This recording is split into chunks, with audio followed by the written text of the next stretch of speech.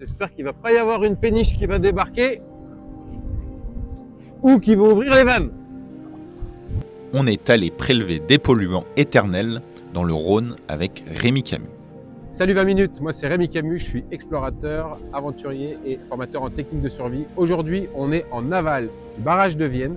On va faire un prélèvement afin de cartographier l'épiphyse, afin de comprendre comment est pollué notre Rhône du glacier de la mer Méditerranée. Rémi est parti depuis le 15 septembre de Gletsch, en Suisse, pour rejoindre en packraft un canoë léger, Port Saint-Louis. Sur les 812 km du fleuve, il s'arrête sur 51 sites répertoriés par le laboratoire Wessling pour réaliser les prélèvements pour la cartographie. La première chose à réaliser 20 minutes, c'est de mettre des gants. Pourquoi? Parce que je peux avoir moi-même des polluants sur les mains.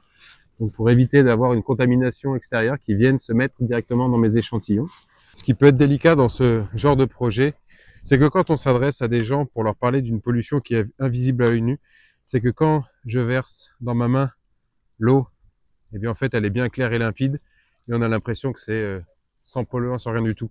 Et en fait on leur parle de choses qui sont invisibles à l'œil nu et si on n'est pas accompagné par un laboratoire, en fait on ne peut pas leur transmettre ces informations. Après avoir rincé les contenants, place au prélèvement au milieu du fleuve.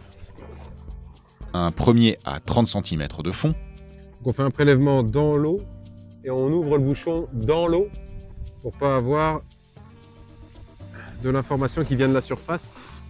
Et un autre à 2 mètres de profondeur. Donc là, on a notre eau. Hop là, à 2 mètres de fond. Et quand on la regarde couler, elle a l'air plutôt transparente, c'est tout. Donc on va s'enlever de l'herbier et on va se remettre dans le courant, on va remonter un peu. Et comme ça, je vais pouvoir faire mon prélèvement en température de l'extérieur et de l'eau.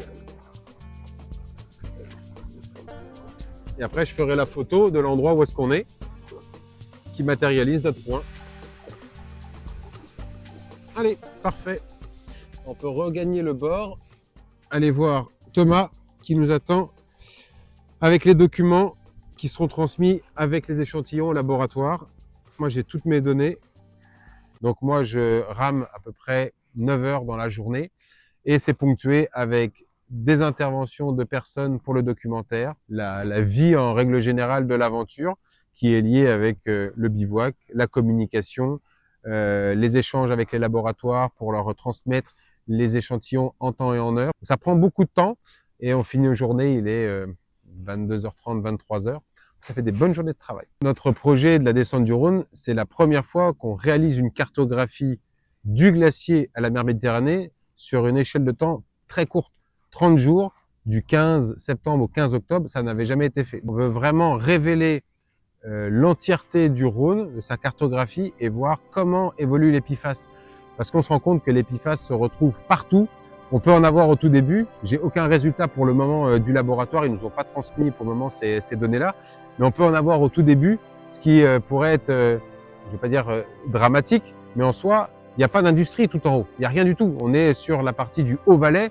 On a quelques petits villages, on a un petit hôtel. Il n'y a rien du tout. Donc l'impact de l'humain n'est pas aussi important. Le message qu'on essaie de véhiculer concerne tout le monde. Et si vous êtes là, eh bien vous pouvez être de vrais relais d'information et ça c'est important. 20 minutes, merci d'être venu à notre rencontre pour parler de cette aventure du Rhône. Je vous laisse, on doit continuer pour aller voir le Conservatoire Botanique National. Je vous dis à très vite, j'espère vous recroiser sur le Rhône. Ciao! Les résultats des analyses sont attendus pour le premier semestre 2026.